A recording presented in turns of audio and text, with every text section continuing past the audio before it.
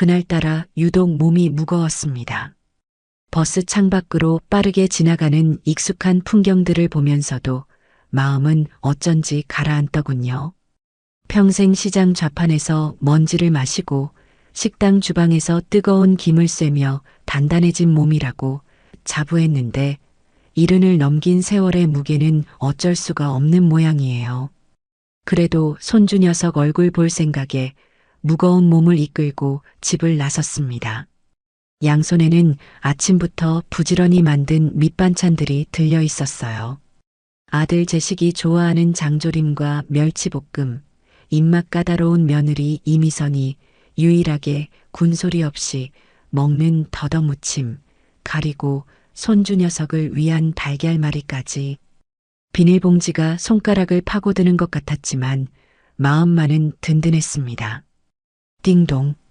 초인종을 누르고 잠시 기다리자 문이 열리며 며느리의 뾰로통한 얼굴이 나타났습니다.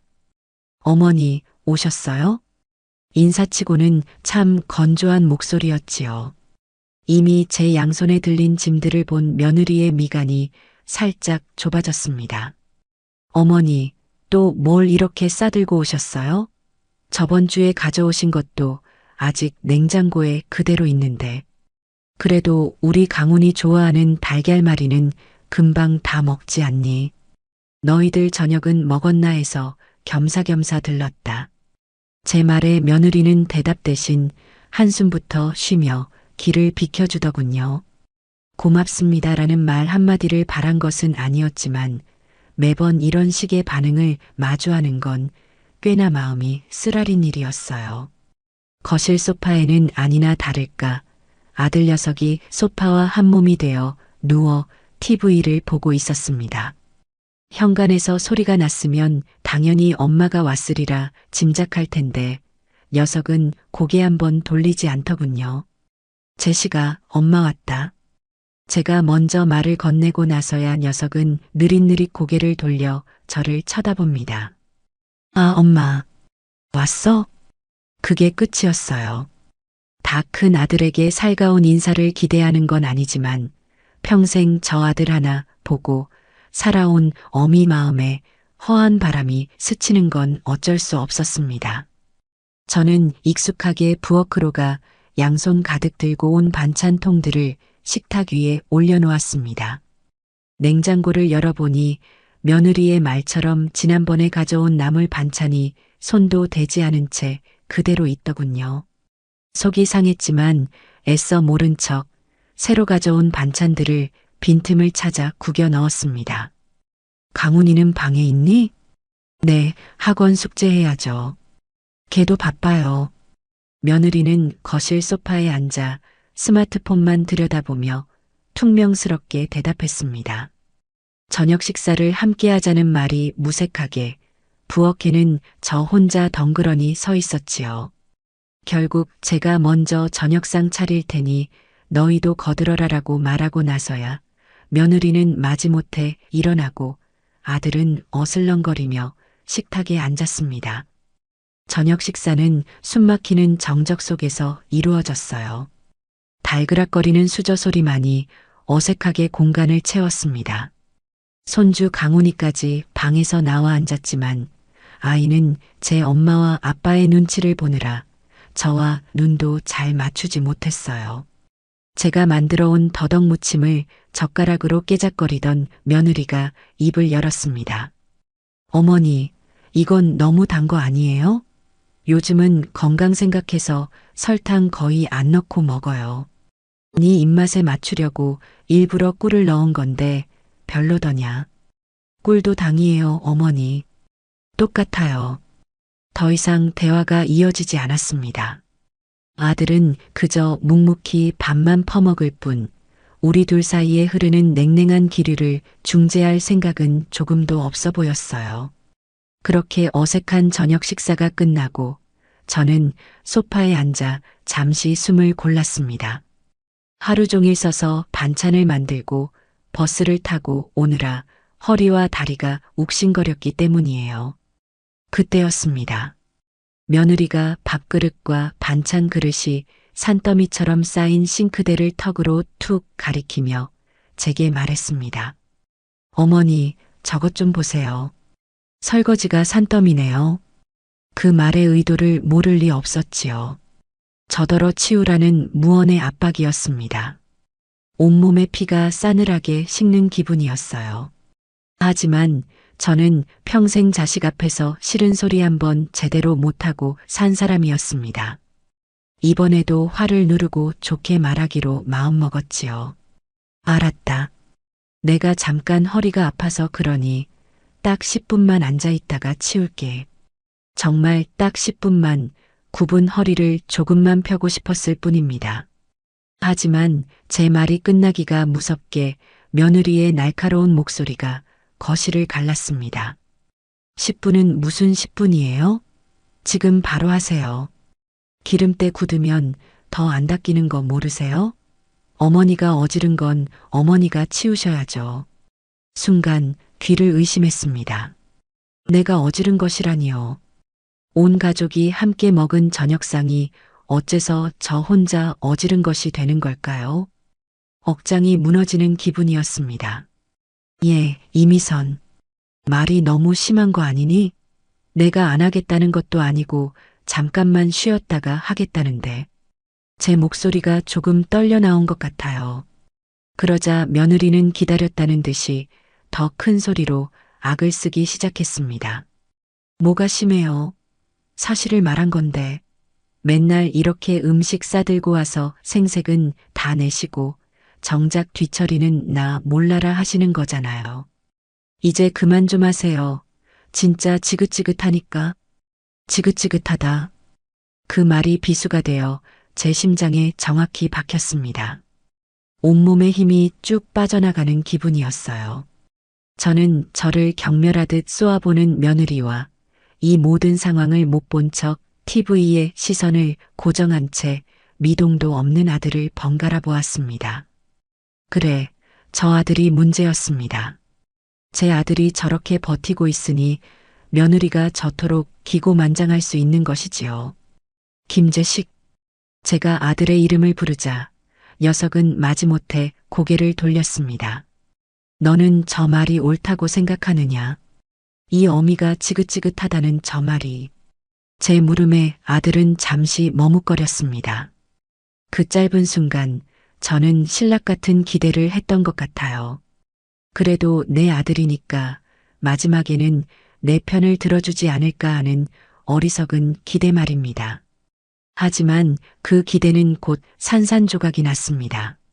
아, 엄마. 그냥 좀 해줘. 미선이 말대로 기름때 굳으면 귀찮아지잖아.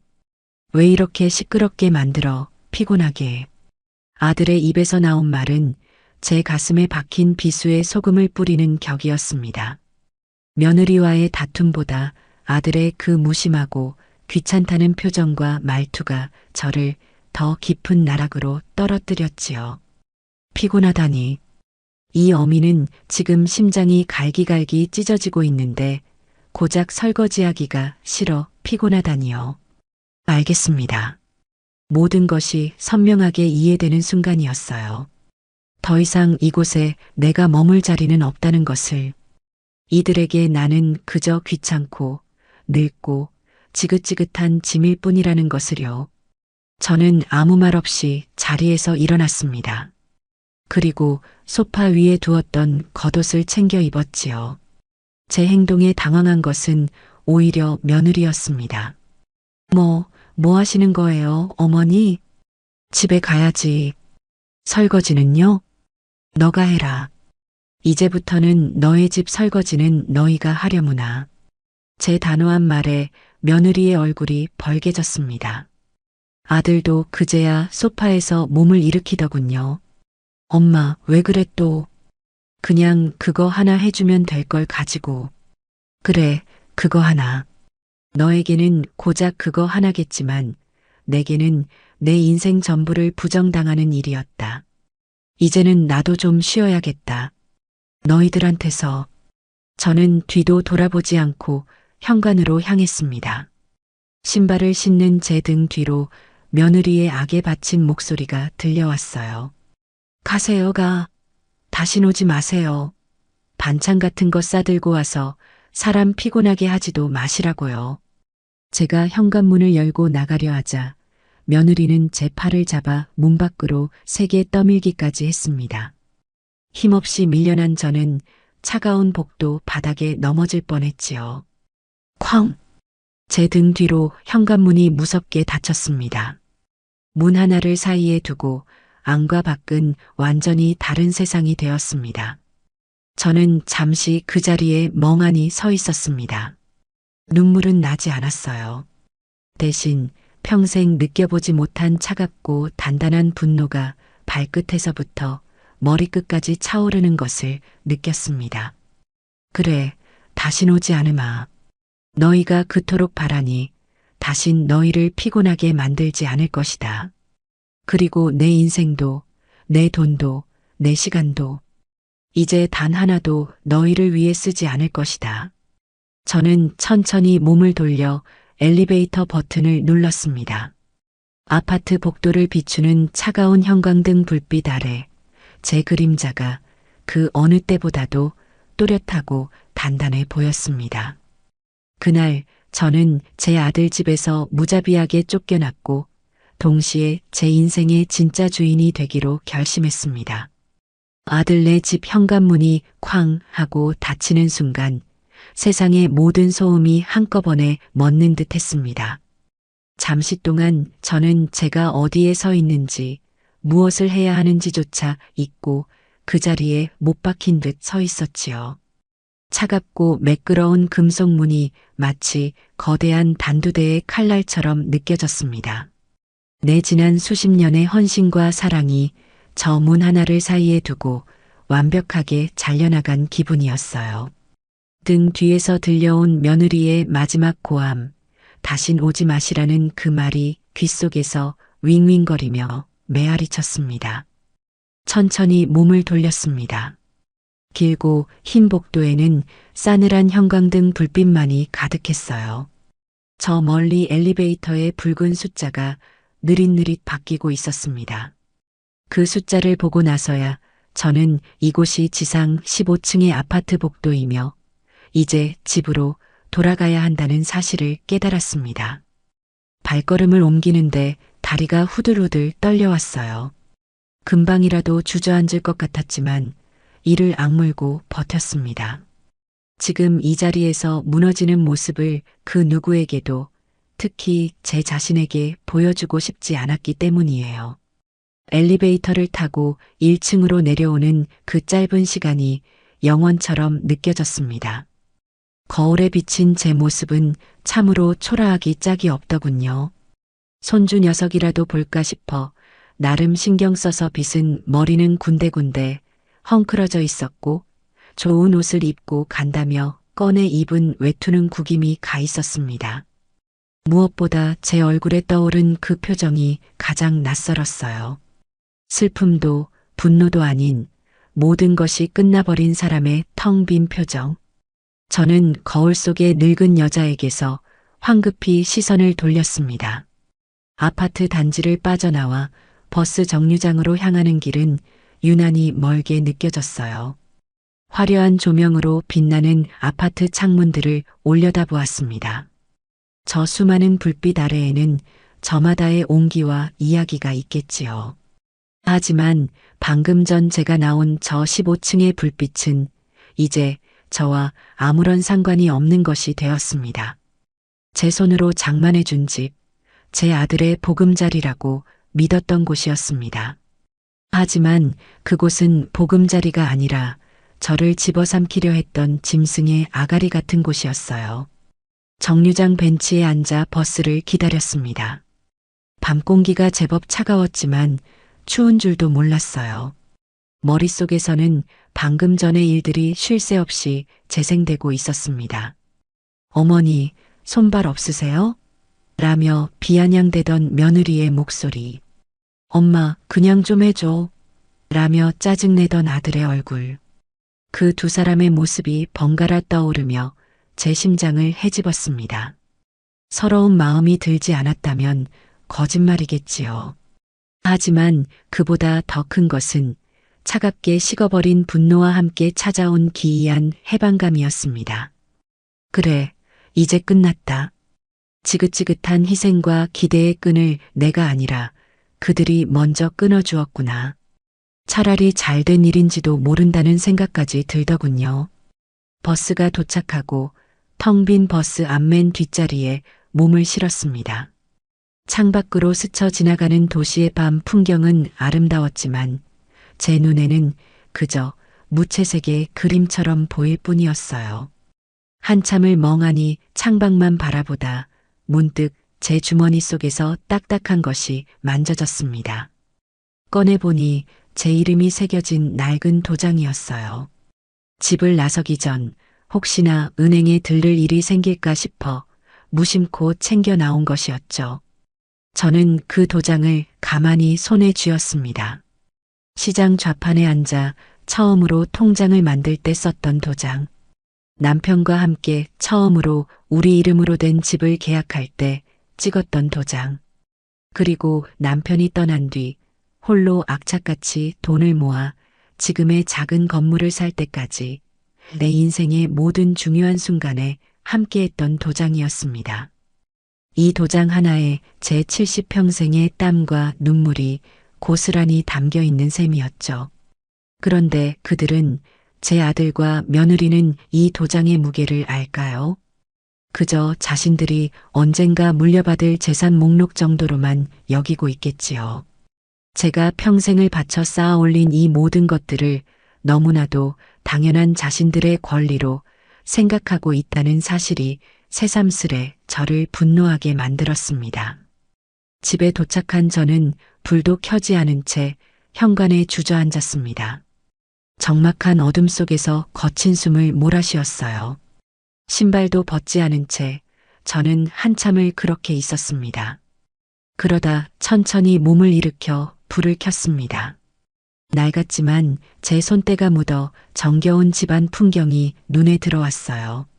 저는 곧장 안방으로 들어가 장롱 깊숙한 곳에 숨겨두었던 묵직한 나무 상자를 꺼냈습니다.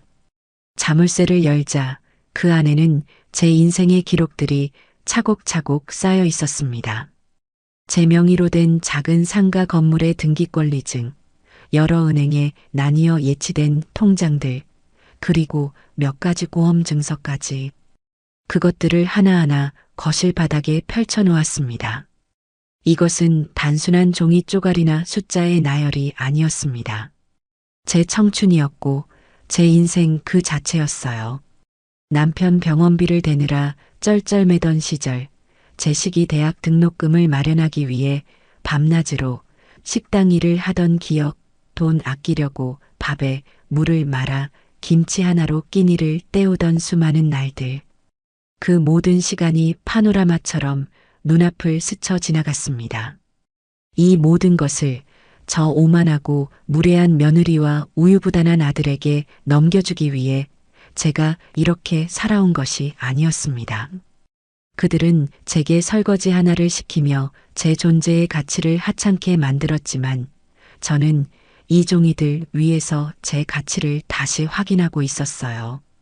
저는 결코 하찮은 존재가 아니었습니다. 저는 이 모든 것을 제 힘으로 이뤄낸 박경혜였습니다. 그래, 이건 다 내 것이다. 나직이 읊조리는 제 목소리가 어둠 속에서 단단하게 울렸습니다. 이제 단 한 푼도 너희들을 위해 쓰지 않을 것이다. 그 결심을 굳히는 순간 갑자기 머리가 핑하고 도는 기분이 들었습니다. 극심한 분노와 배신감이 한꺼번에 몰려온 탓인지 아니면 온종일 긴장했던 몸이 이제야 탈이 난 것인지 알 수 없었어요. 식탁 의자에 잠시 앉아 숨을 고르려 했는데 눈앞이 점점 흐려지며 세상이 기울기 시작했습니다. 어지러움과 함께 가슴에 묵직한 통증이 느껴졌어요. 마치 거대한 바위가 제 가슴을 짓누르는 듯한 압박감이었습니다. 저는 의자에서 그대로 바닥으로 쓰러지고 말았습니다. 차갑고 딱딱한 거실 바닥에 뺨이 부딪혔어요. 천장의 형광등이 여러 개로 번져 보이며 빙글빙글 돌았습니다. 팔을 뻗어 바로 옆 식탁 위에 놓인 전화기를 잡으려 했지만 손가락 끝에 힘이 들어가지 않았습니다. 몸이 제 몸 같지 않았어요. 이대로 죽는 건가? 평생을 악착같이 살아왔는데 결국 이렇게 아무도 없는 집에서 외롭게 죽음을 맞는 건가? 그런 허망한 생각이 들더군요. 그런데 그 순간 제 머릿속에 아들과 며느리의 얼굴이 떠올랐습니다. 만약 내가 여기서 죽는다면 그들은 슬퍼하기는커녕 내 재산을 차지할 생각에 희희낙낙하겠지요. 내 장례식장에서조차 유산 문제로 다투고 있을지도 모릅니다. 안 된다. 절대로 그렇게는 안 된다. 내 인생의 마침표를 그런 식으로 찍을 수는 없었어요. 억울해서라도 분해서라도 이대로 죽을 수는 없었습니다. 정신을 차려야 한다고, 어떻게든 도움을 청해야 한다고 생각하며 안간힘을 썼습니다. 하지만 목에서는 가쁜 숨소리만 새어나올 뿐 제대로 된 소리가 나지 않았어요. 의식은 점점 더 흐릿해져 갔고 눈꺼풀은 천근만근 무거워졌습니다. 모든 것을 포기하고 싶다는 유혹이 저를 덮쳐왔습니다. 바로 그때였습니다. 희미해져가는 의식 속으로 누군가 현관문을 두드리는 소리가 들려왔습니다. 똑똑똑. 처음에는 환청인가 싶었어요. 이 깊은 밤에 저를 찾아올 사람은 아무도 없었으니까요. 할머니, 박경의 할머니, 안에 계세요? 문 밖에서 젊은 남자의 목소리가 들려왔습니다. 아래층에 사는 젊은 총각이었습니다. 얼마 전에 결혼해서 예쁜 새댁이랑 같이 사는, 마주치면 언제나 깍듯하게 인사하던 청년이었죠. 여보, 아무래도 이상해. 아까부터 할머니 댁 불이 계속 켜져 있잖아. 새벽에 쿵 하는 소리도 들린 것 같고, 이번에는 젊은 여자의 목소리가 들렸습니다. 아래층 새댁의 목소리였어요. 저는 어떻게든 대답을 하려고 입을 뻐끔거렸지만 아무런 소리도 나오지 않았습니다. 그저 제발, 제발 문을 열고 들어와 달라고 속으로 외칠 뿐이었죠. 할머니, 저희 그냥 들어가 볼게요. 실례하겠습니다. 다급한 목소리와 함께 현관문 디지털 도어록의 버튼 누르는 소리가 들렸습니다. 다행히 저는 비상 상황을 대비해 경비실과 아래층 부부에게만 현관 비밀번호를 알려준 상태였습니다. 삐리릭 하는 소리와 함께 문이 열리고 두 젊은 남녀가 제 시야에 들어왔습니다. 어머, 할머니. 쓰러져 있는 저를 발견한 새댁이 비명을 질렀습니다. 청년은 잠시 놀란 듯 했지만 곧바로 제게 달려와 상태를 살폈습니다. 정신이 거의 없으셔. 소희야, 빨리 119에 신고해. 빨리. 알았어. 아내에게 다급하게 외친 청년은 제 머리를 조심스럽게 자신의 무릎 위에 올려놓고는 제 손을 꼭 잡았습니다. 그의 손은 크고 따뜻했어요. 그는 계속해서 제게 말을 걸었습니다. 할머니, 정신 좀 차려보세요. 괜찮으세요? 구급차 금방 올 거예요. 조금만 참으세요.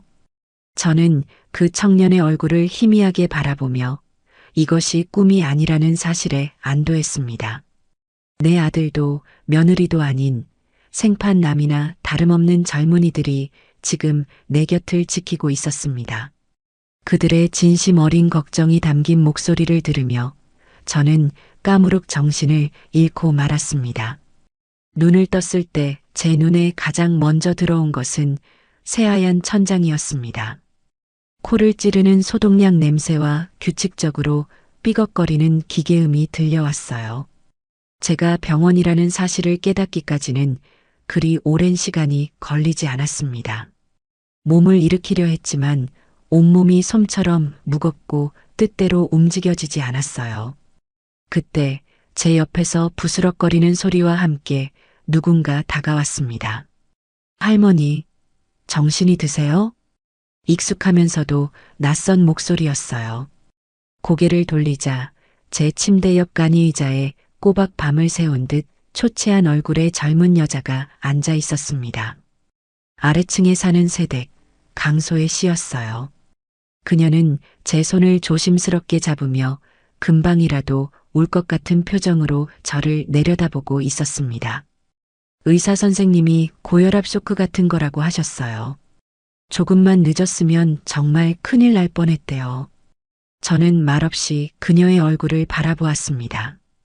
피 한 방울 섞이지 않은 남인데 어째서 이 젊은 부부가 밤새 제 곁을 지키고 있었던 걸까요? 제 아들과 며느리는 어디에 있는 걸까요? 궁금했지만 목이 잠겨 말이 나오지 않았습니다. 그런 제 마음을 읽기라도 한 듯 소희 씨가 말했습니다. 남편이 아드님께 연락드렸어요. 곧 오신다고 했어요. 그녀는 그렇게 말하며 따뜻한 물수건으로 제 얼굴을 정성껏 닦아주었습니다. 마치 친딸이 엄마를 간호하듯 그 손길에는 조금의 망설임도 귀찮아하는 기색도 없었어요. 잠시 후 그녀는 어디선가 보온병을 꺼내오더니 뚜껑을 열어 제게 내밀었습니다. 구수한 냄새와 함께 하얀 김이 피어올랐어요. 직접 쑤어온 쌀죽이었습니다. 아무것도 못 드셨을 것 같아서요. 의사 선생님께도 여쭤봤는데 미음이나 죽은 괜찮다고 하셔서요. 조금이라도 드시고 기운 차리셔야 해요. 그녀는 침대 머리를 살짝 올려 저를 기댈 수 있게 해준 뒤 숟가락으로 죽을 조금 떠서 식힌 후 조심스럽게 제 입가로 가져왔습니다. 저는 그 정성을 마다할 수가 없어 입을 벌렸습니다. 따뜻하고 부드러운 죽이 목구멍을 타고 넘어가는 순간 저도 모르게 눈시울이 뜨거워졌습니다.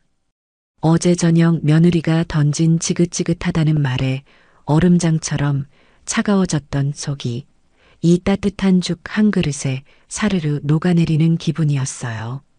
이것은 단순한 음식이 아니었습니다. 진심 어린 걱정과 위로였지요. 그렇게 죽을 반 그릇 정도 비웠을 때 병실 문이 거칠게 열리며 아들 제식과 며느리 이미선이 들어왔습니다. 아들은 저를 보자마자 엄마 괜찮아?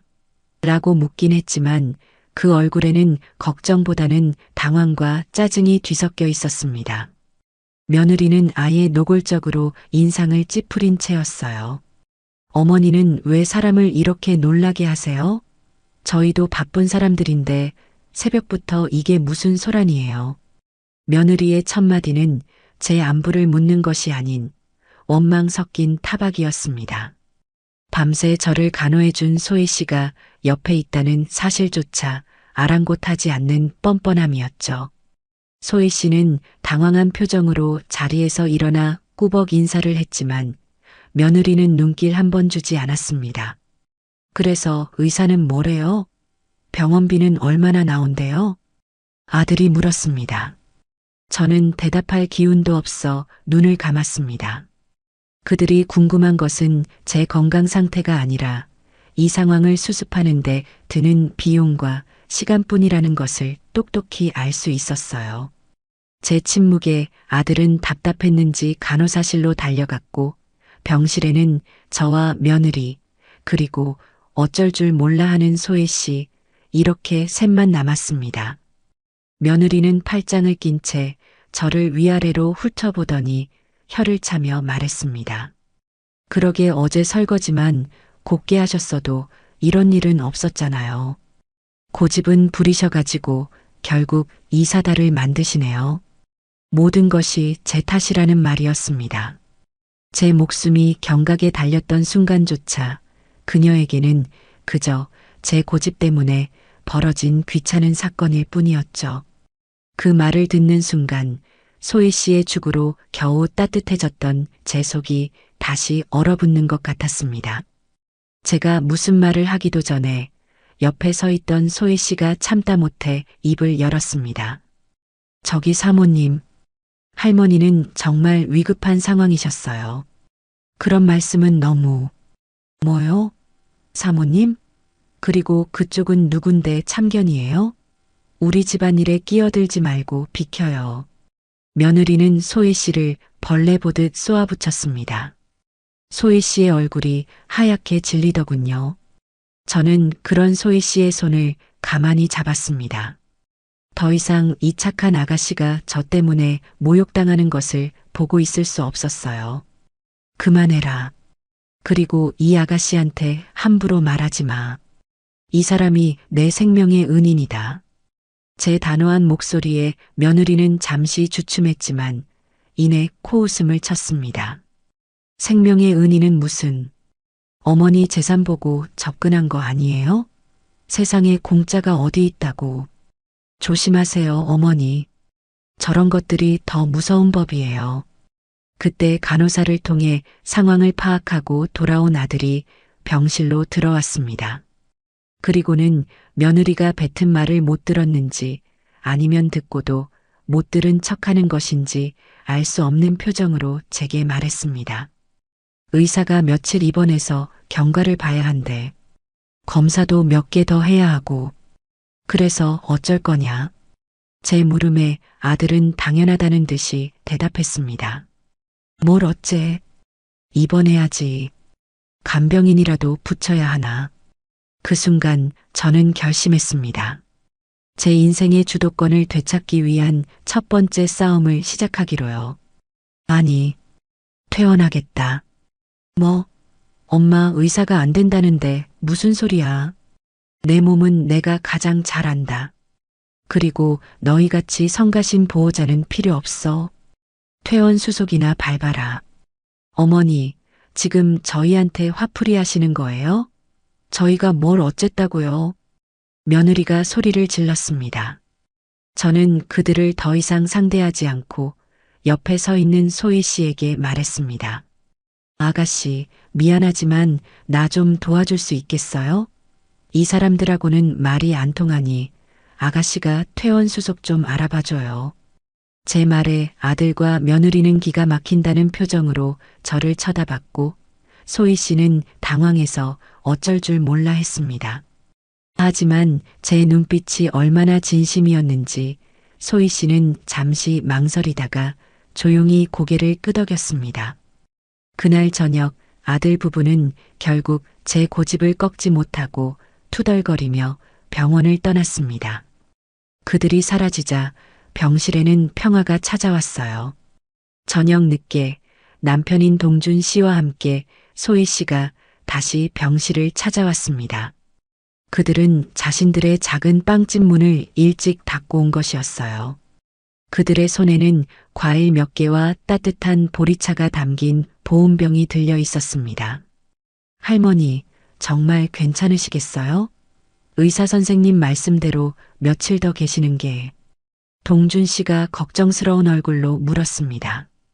저는 그들의 얼굴을 보며 희미하게 미소 지었습니다. 괜찮다. 너희 같은 사람들이 옆에 있는데 뭐가 걱정이겠니? 그것보다 너희 가게는 어쩌고 여기까지 왔어. 한창 바쁠 시간 아니냐.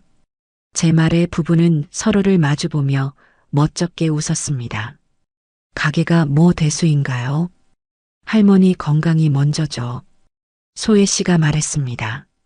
저는 잠시 눈을 감고 그들의 목소리를 들었습니다. 그들의 대화에는 저를 이용하려는 계산도, 저를 귀찮아하는 기색도 없었어요.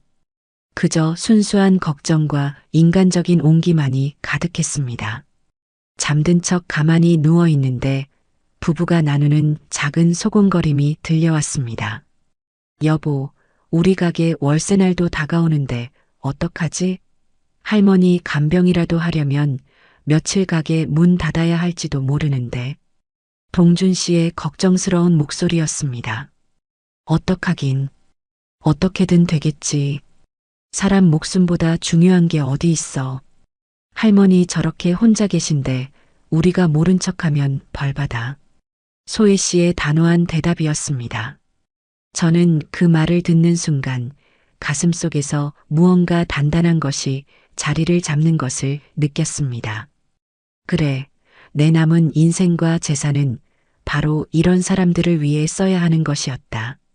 나를 지긋지긋한 짐으로 여기는 혈육이 아니라 아무런 대가 없이 사람의 도리를 다하는 이 따뜻한 이웃에게 말입니다. 병실의 하얀 천장을 바라보며 저는 비로소 제가 앞으로 나아가야 할 길이 선명하게 보이기 시작했습니다. 다음 날 아침 저는 의사와 간호사의 만류를 뿌리치고 기어코 퇴원을 감행했습니다. 제 고집이 워낙 완강했기에 병원 측에서도 결국 두 손 두 발 다 들더군요. 퇴원 수속을 밟고 병원 문을 나서는 순간까지 아들과 며느리는 코빼기도 보이지 않았습니다. 어제 퇴원하겠다고 소리친 저에게 단단히 화가 났거나 혹은 귀찮은 일이 해결되었다며 안도하고 있을지도 모를 일이었죠. 어느 쪽이든 상관없었습니다. 이제 그들은 내 인생의 중요한 변수가 아니었으니까요. 제 곁을 지킨 것은 역시나 오동준, 강소의 부부였습니다. 그들은 자신들의 낡은 승용차를 병원 주차장에 대기시켜 놓고는 제 얼마 안 되는 짐을 챙기고 부축하며 저를 차에 태웠습니다. 차는 오래되어 덜컹거렸지만 그 안의 공기는 더없이 아늑하고 편안했어요. 할머니, 집에 가시면 바로 누워서 쉬셔야 해요. 저희가 죽이라도 끓여다 드릴게요. 운전을 하는 동준 씨의 말에 제가 손을 저었습니다. 아니다. 너희 덕분에 살았는데 내가 밥 한 끼는 사야지. 병원 근처에 괜찮은 식당이 있으니 그리로 가자꾸나. 부부는 극구 사양했지만 이번에도 제 고집을 꺾지는 못했습니다. 우리는 허름하지만 정갈한 한정식 집으로 가 늦은 아침 겸 이른 점심을 먹었습니다. 따뜻한 솥밥과 구수한 된장찌개가 들어가니 비로소 살 것 같더군요. 식사를 하며 저는 자연스럽게 부부의 이야기를 듣게 되었습니다. 두 사람은 대학 시절 봉사활동 동아리에서 만나 사랑을 키웠다고 해요. 둘 다 어려운 환경에서 자랐지만 언젠가 자신들의 손으로 구운 따뜻한 빵을 어려운 이웃과 나누는 멋진 꿈을 함께 꾸었다고 했습니다. 그 꿈을 이루기 위해 부모님의 반대를 무릅쓰고 결혼했고 가진 돈을 전부 털어 지금의 작은 빵집을 열었지만 현실은 녹록지 않았죠. 좋은 재료를 고집하고 정직하게 만들수록 오히려 수지가 맞지 않았고 가게는 점점 더 어려워지고 있었습니다. 그래도 저희는 괜찮아요, 할머니. 둘이 함께 있으니까요.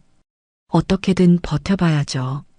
소혜 씨가 씩씩하게 말했지만 그늘진 얼굴은 감추지 못하더군요. 저는 말없이 그들의 이야기를 들으며 그들의 선한 마음과 성실함을 보았습니다. 그리고 제 돈이 어디에 쓰여야 가장 빛을 발할 수 있을지 확신하게 되었죠. 집으로 돌아온 저는 며칠 동안 푹 쉬며 기력을 회복했습니다. 그동안에도 부부는 하루도 거르지 않고 저희 집에 들러 제 안부를 묻고 빵집에서 갓 구운 빵을 가져다 주곤 했어요. 저는 그 빵을 먹으며 조용히 계획을 세웠습니다. 며칠 뒤 몸이 완전히 회복된 저는 외출 준비를 했습니다. 가장 먼저 찾아간 곳은 집 근처에 있는 한 보육원이었습니다. 저는 원장 수녀님을 만나 조심스럽게 여쭈었습니다.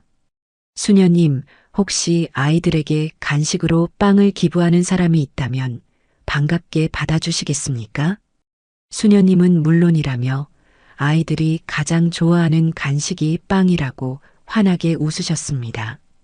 저는 그 자리에서 아이들이 몇 명인지 어떤 빵을 좋아하는지 꼼꼼하게 물었습니다.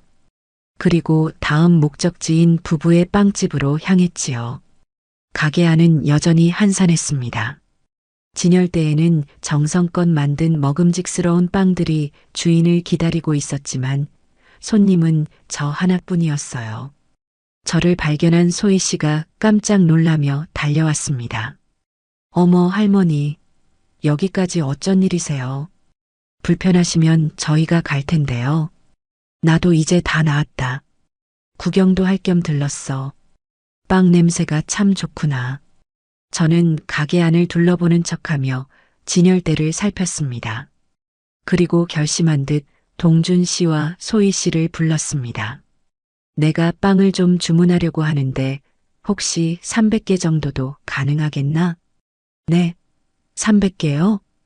부부는 제 말에 눈이 동그래져서 저를 쳐다봤습니다. 그들의 작은 가게에서는 상상도 못할 대량 주문이었을 겁니다. 동준 씨가 더듬거리며 물었습니다. 할머니 혹시 어디 회사 같은 곳에서 단체로 주문하시는 건가요? 그래, 뭐 비슷한 거란다. 좋은 일에 쓸 거라 아이들이 좋아할 만한 걸로 골고루 담아주면 좋겠구나. 돈은 지금 바로 치러주마. 저는 지갑에서 미리 준비해온 현금 다발을 꺼내 계산대 위에 올려놓았습니다. 부부는 그 돈을 보고는 입을 다물지 못했어요. 그들의 한 달 매출보다도 훨씬 큰 돈이었을 겁니다. 소희 씨는 거의 울먹이며 말했습니다. 할머니 정말 감사합니다. 저희가 정말 잘 만들어서 내일 약속한 시간까지 꼭 준비해 놓겠습니다. 그래, 수고해다오. 저는 그들의 등을 두드려주고 가게를 나왔습니다. 뒤를 돌아보니 부부는 계산대 위에 돈을 보고도 믿기지 않는다는 듯 서로의 얼굴만 멍하니 쳐다보고 있더군요. 그 모습을 보니 제 마음이 다 뿌듯해졌습니다.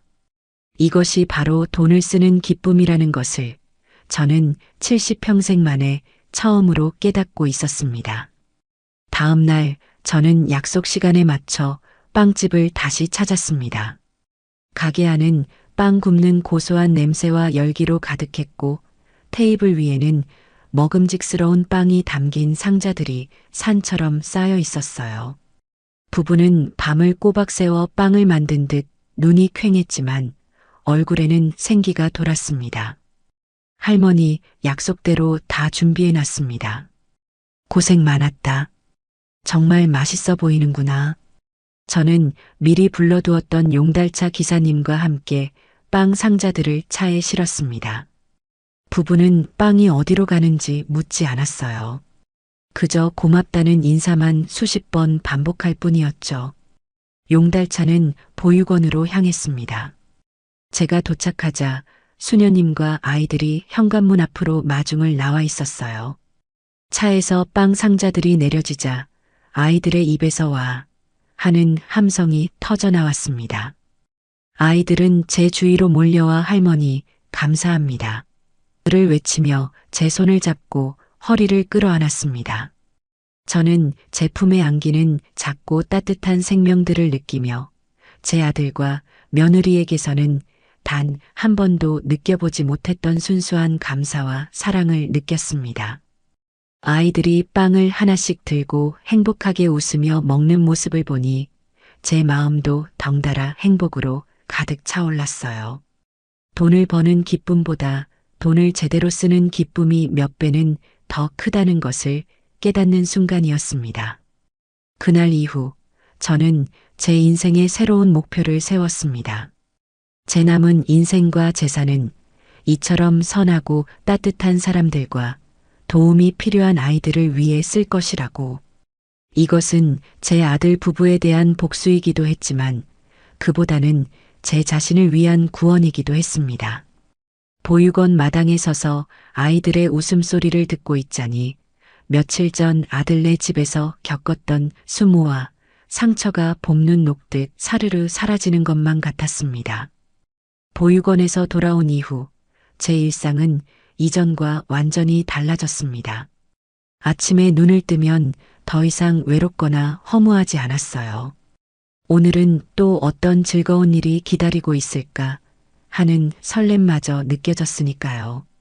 아래층 부부의 빵집은 그날의 대량 주문 덕분에 한숨 돌린 듯 보였습니다. 부부는 제게 연신 고맙다고 했지만 저는 손을 내저으며 말했지요. 너희 빵이 맛있어서 주문한 것뿐이다. 내게 고마워할 시간에 손님들에게 더 맛있는 빵을 만들어주는 것이 진짜 보답이다.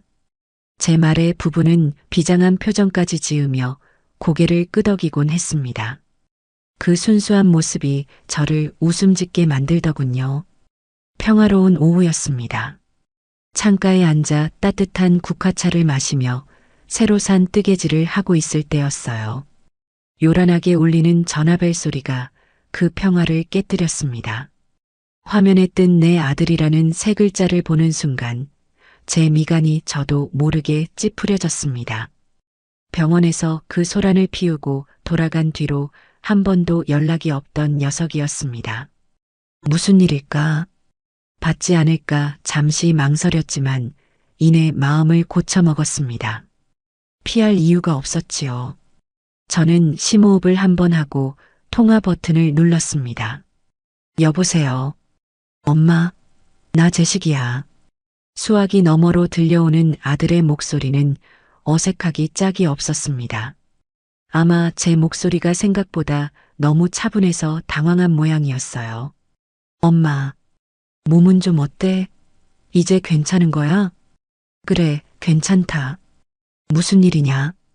제 단답형 대답에 아들은 또다시 잠시 말을 멈췄습니다. 수화기 너머로 며느리가 빨리 말해봐. 옆에서 답답해 죽겠네. 하고 속삭이는 소리가 희미하게 들려오는 듯 했어요. 역시나 제 아니가 궁금해서 전화한 것이 아니었지요. 아니, 그게 아니고 엄마. 다름이 아니라. 녀석은 한참을 뜸들이다 본론을 꺼냈습니다. 우리가 지금 사는 집이 너무 좁잖아. 강훈이도 이제 다 컸는데 자기 방도 비좁고 그래서 말인데 우리 좀 더 넓은 집으로 이사 가면 어떨까 해서. 이사라니. 갑자기 무슨 소리냐? 아, 갑자기는 아니고. 미선이가 예전부터 계속 말했던 거야. 엄마도 알잖아. 그리고 강훈이 학군도 좀 더 좋은 곳으로 옮겨주고 싶고 여러모로 그게 좋을 것 같아서 참으로 그럴듯한 핑계였습니다. 손주인 강훈이를 위한다는 명분을 내세우면 제가 반대하지 못할 것이라 생각했겠지요. 하지만 저는 그 말 속에 숨겨진 진짜 의도를 너무나도 잘 알고 있었습니다. 그래서 나더러 어쩌라는 거냐? 제 차가운 물음에 아들의 목소리가 조금 커졌습니다. 어쩌라는 게 아니고 엄마가 좀 보태주면 좋겠다는 거지. 우리가 가진 돈만으로는 어림도 없는 거 알잖아. 엄마가 보증금이라도 좀 보태주면. 드디어 본심이 나왔습니다. 저는 뜨개질하던 손을 멈추고 창밖을 보았습니다. 파란 하늘에 흰 구름이 유유히 흘러가고 있었어요. 저 구름처럼 제 마음도 이제 그들의 욕심에 얽매이지 않고 자유롭게 흘러가고 싶었습니다. 글쎄다. 저는 나직이 말했습니다. 뭐, 글쎄다니, 그게 무슨 말이야? 요즘 내가 돈을 어디에 써야 가장 보람있고 가치 있을지 생각이 아주 많아졌거든. 그러니 너희 집 이사 문제는 너희 부부가 알아서 하려무나. 나는 좀 더 고민을 해봐야겠다. 제 대답은 아들에게는 상상도 못한 시나리오였을 겁니다.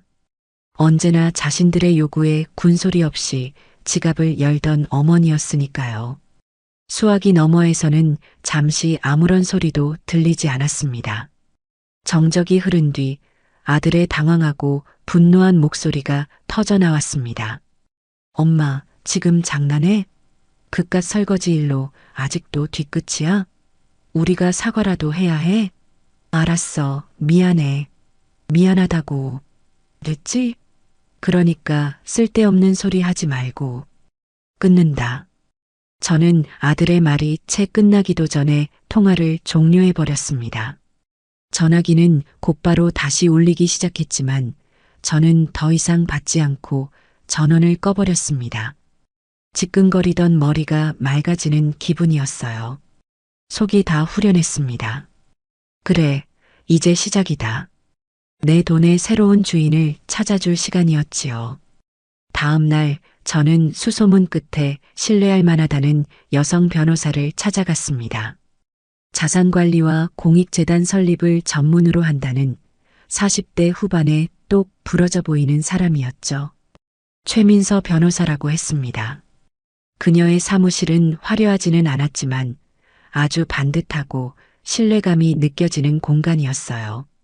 어르신, 어떤 일로 저를 찾아오셨는지요? 최 변호사는 제게 따뜻한 차를 건네며 부드럽게 물었습니다. 저는 잠시 숨을 고른 뒤 제가 이곳에 온 이유를 차근차근 설명하기 시작했습니다.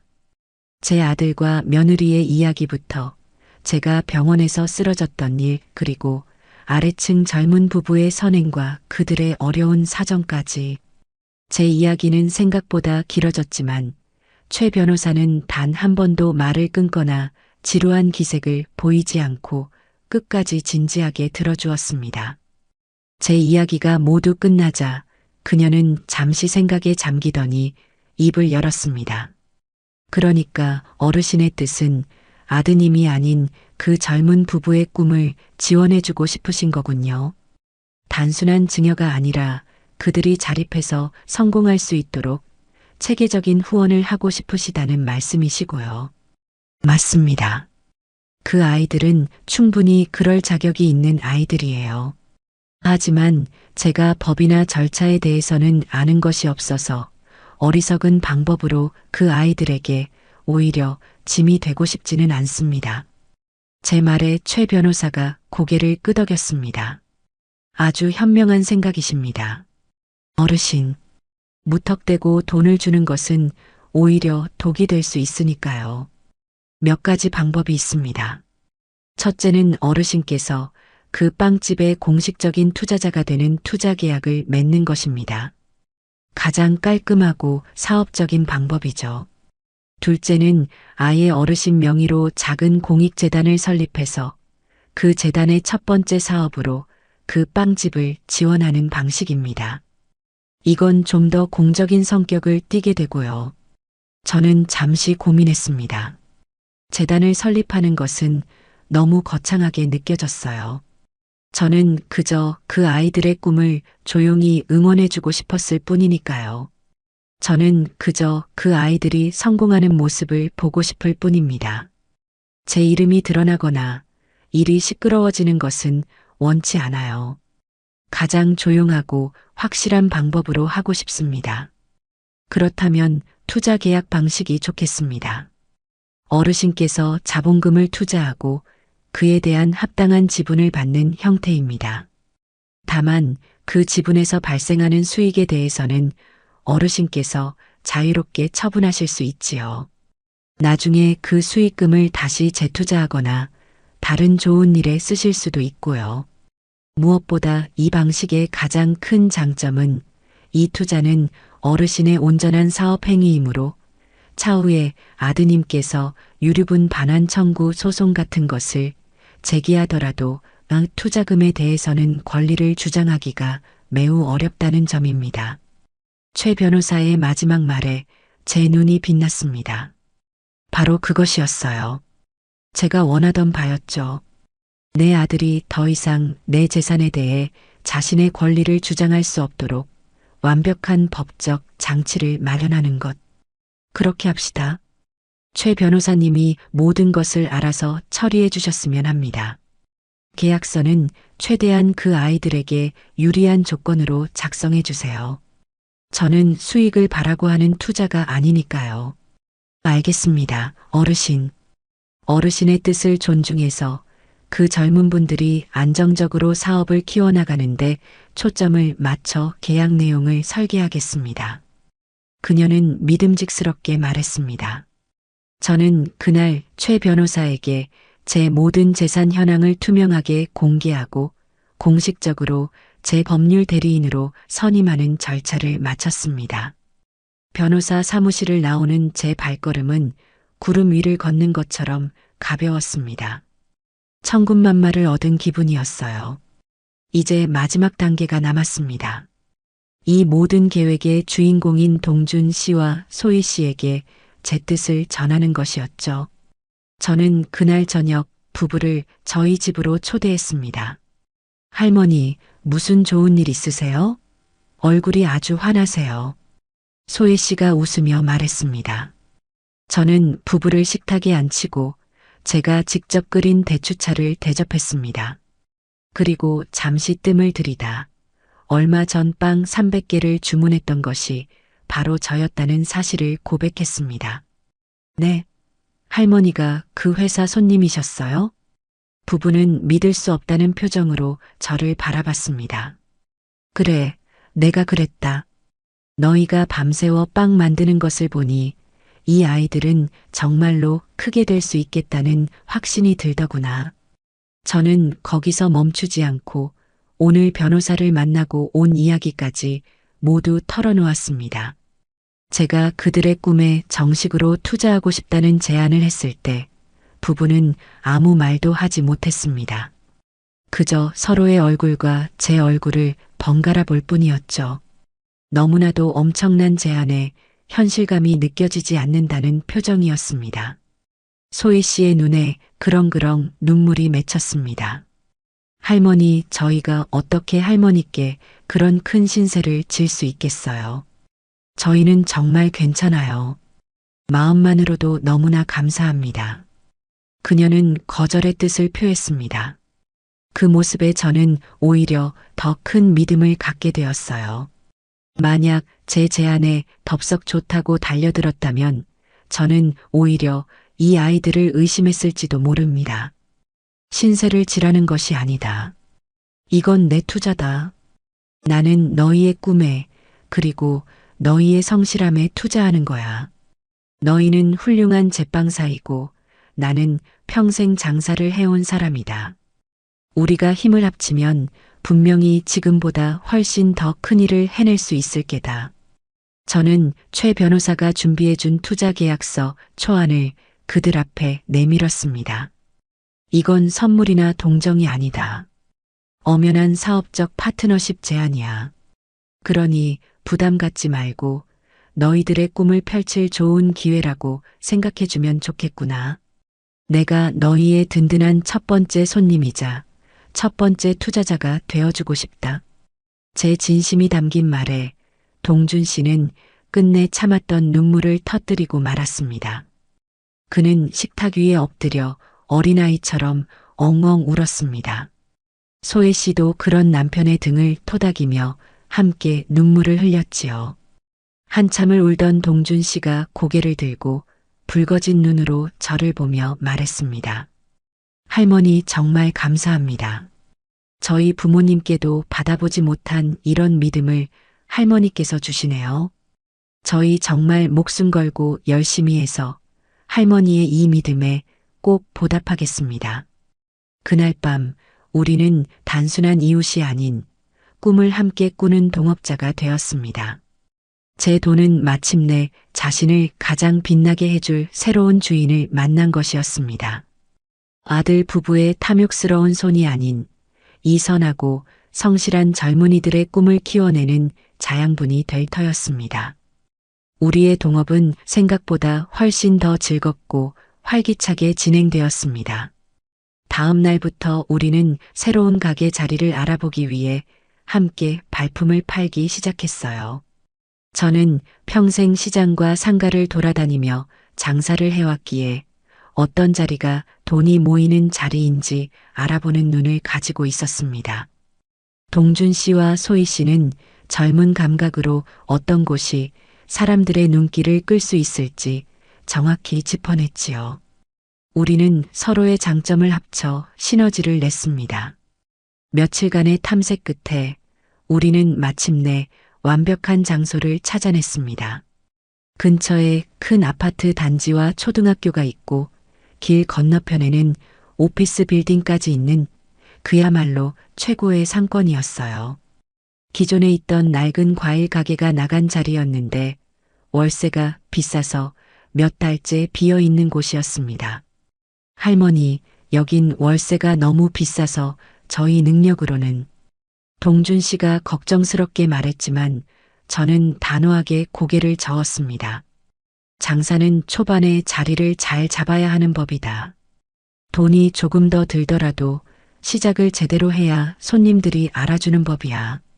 이 가게는 내가 보증금부터 모든 것을 책임질 테니 너희는 오로지 최고의 빵을 만드는 것에만 집중하거라. 제 확신에 찬 말에 부부는 더 이상 이의를 제기하지 않았습니다. 우리는 곧바로 그 가게를 계약했습니다.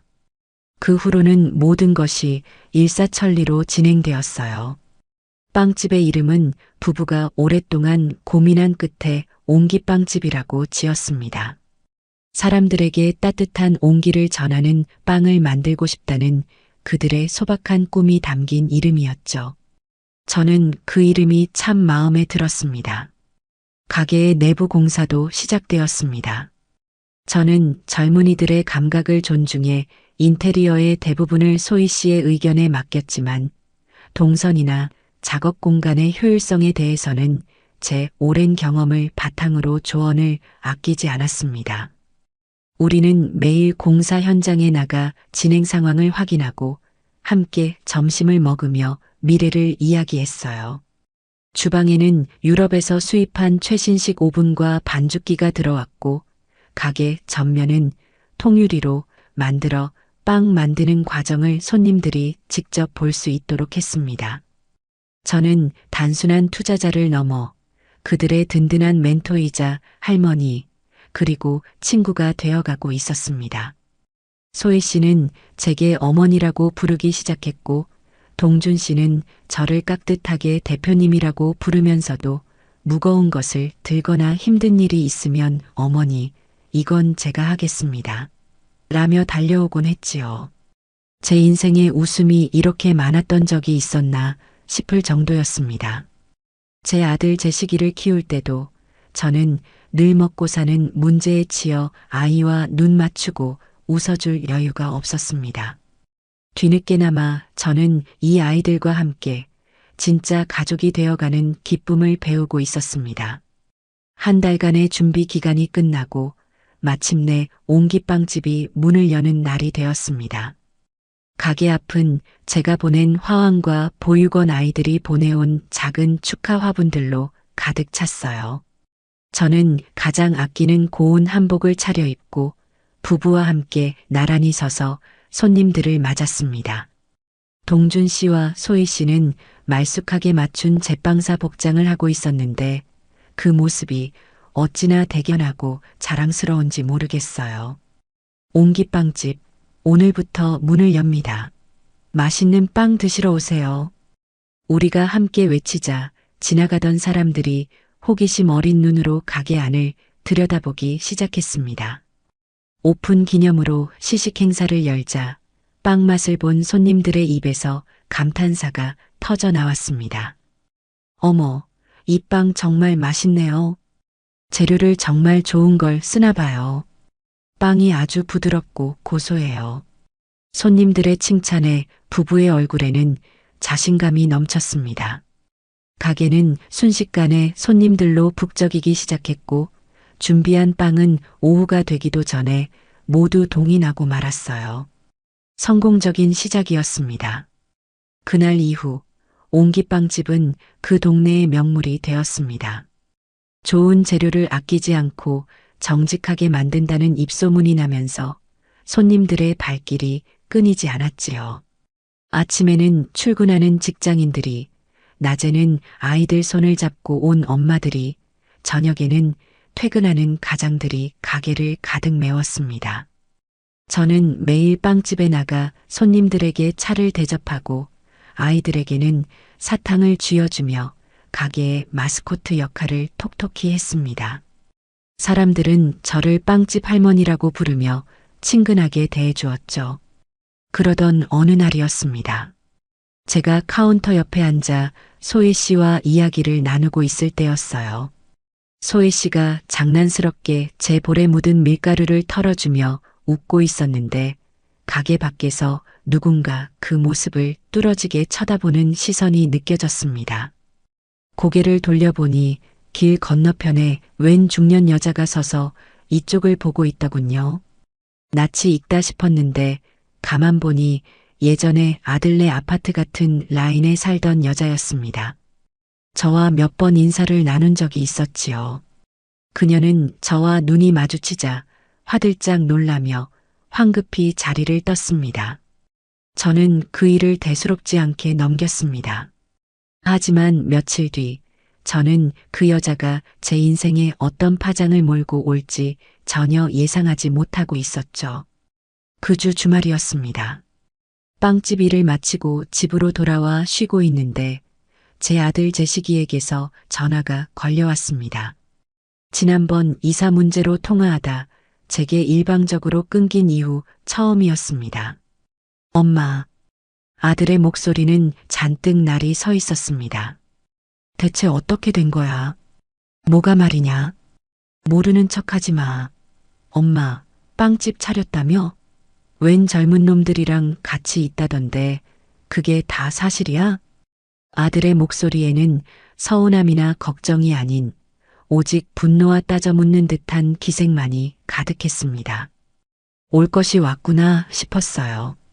저는 조금도 당황하지 않고 차분하게 대답했습니다.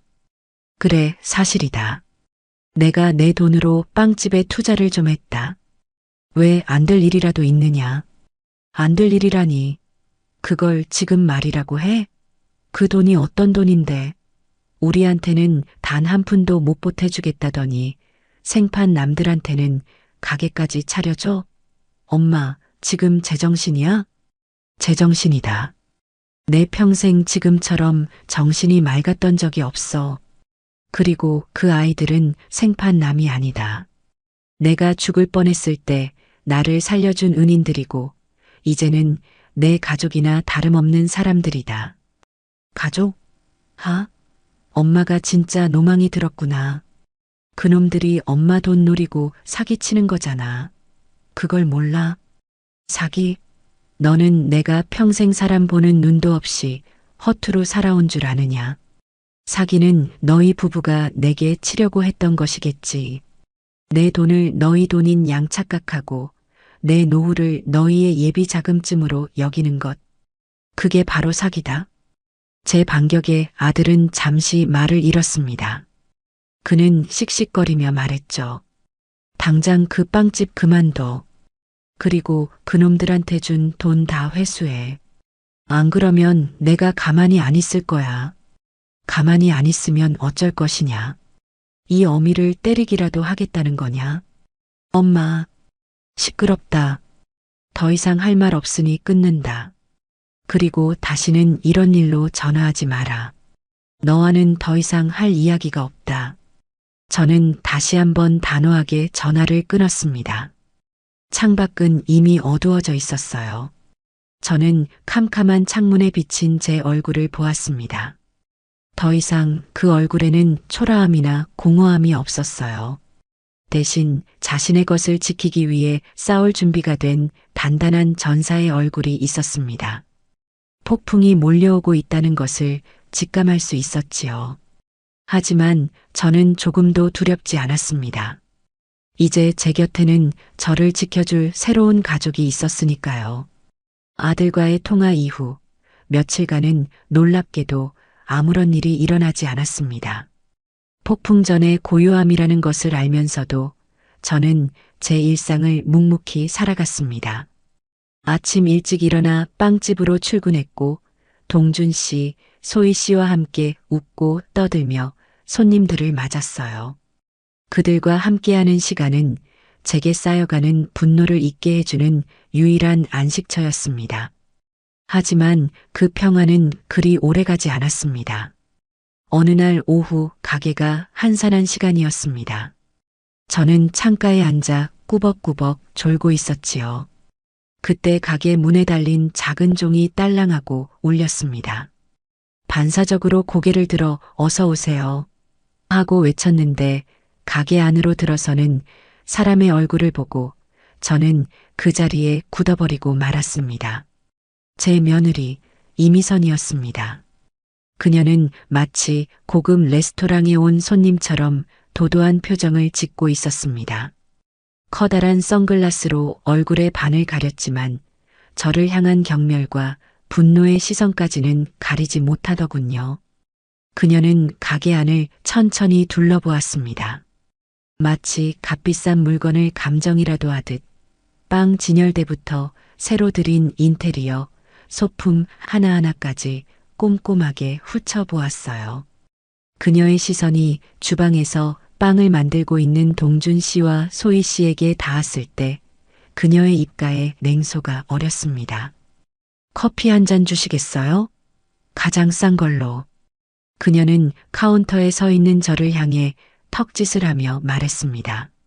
마치 제가 이 가게의 종업원이라도 되는 것처럼 말이죠. 저는 아무 말 없이 일어나 커피를 내리기 시작했습니다. 제 뒤에서 그녀가 혼잣말처럼 중얼거리는 소리가 들렸어요. 꼴의 가게는 그럴싸하게 꾸며놨네. 늙은이 돈은 무섭다니까. 이렇게 뜯어먹는 것들이 있으니. 그녀의 말은 비수처럼 날아와 제 등 뒤에 꽂혔습니다. 주방에 있던 소혜 씨가 그 말을 들었는지 하얗게 질린 얼굴로 이쪽을 쳐다보더군요. 저는 애써 태어난 척 뜨거운 커피가 담긴 잔을 그녀 앞 테이블에 내려놓았습니다. 여기 있습니다. 손님. 참나, 손님? 며느리는 선글라스를 벗으며 저를 노려봤습니다. 어머니, 지금 저랑 장난하세요? 여기서 지금 뭐 하시는 거예요? 이런 허드렛 일이나 하시려고 그 난리를 피우신 거냐고요. 허드렛 일이라니. 내 돈으로 투자한 내 사업장에서 내가 즐겁게 일하는 것이다. 그게 뭐 문제라도 되느냐? 문제요? 이게 문제가 아니에요?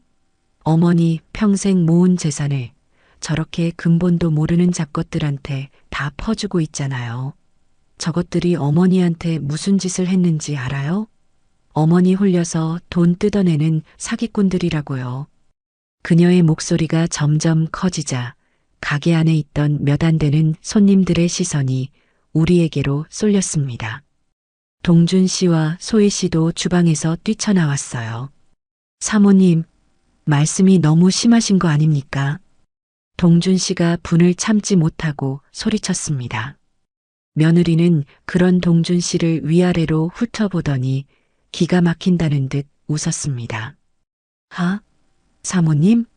야, 너 내가 누군지 알아?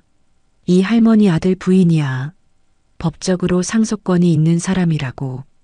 너희 같은 것들이 어디서 굴러 들어와서 우리 재산을 넘봐? 당장 내 어머니 옆에서 떨어지지 못해. 그녀는 거의 이성을 잃고 소리를 지르기 시작했습니다. 가게 안은 순식간에 아수라장이 되었어요. 저는 이 추한 꼴을 더 이상 손님들에게 보일 수 없다고 판단했습니다. 그만해라.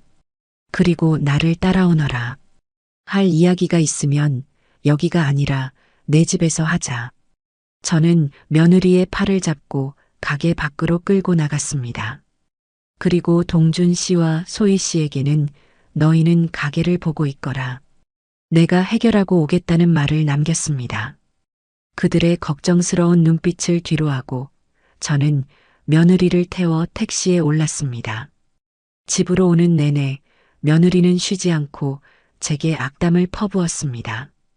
그 사기꾼들에게 얼마나 속았는지, 자신과 제 시기가 이 사실을 알고 얼마나 상심이 컸는지, 당장 모든 것을 제자리로 돌려놓지 않으면 가만두지 않겠다고 협박까지 했지요. 저는 그 모든 말을 한 귀로 듣고 한 귀로 흘렸습니다. 집에 도착하자마자 며느리는 기다렸다는 듯 소파에 주저앉아 다리를 꼬았습니다. 마치 자신이 이 집의 주인이라도 되는 것처럼 행동하더군요. 잠시 후 현관문이 다시 열리고 제 아들 제식이가 헐레벌떡 들어왔습니다. 며느리가 미리 연락을 해둔 모양이었어요. 엄마. 아들은 저를 보자마자 다짜고짜 소리부터 질렀습니다. 대체 어떻게 된 거야? 엄마 정말 저 사기꾼들한테 속은 거야? 그 돈 내가 내 사업 자금으로 쓰려고 얼마나 기다렸는데 어떻게 우리한테 말 한마디 없이 그 돈을. 그건 우리 돈이잖아. 우리 돈. 그 말이 제 귀에 대못처럼 박혔습니다. 평생을 바쳐본 내 돈이 어느새 저들의 것이 되어 있었습니다. 그들의 그 당연한 태도에 저는 마지막 남았던 일말의 연민마저 사라지는 것을 느꼈습니다. 저는 아무 말 없이 부엌으로 가 찬물을 끓였습니다. 그리고 제 앞에만 찻잔을 놓고 소파에 앉아 있는 그들을 조용히 바라보았어요.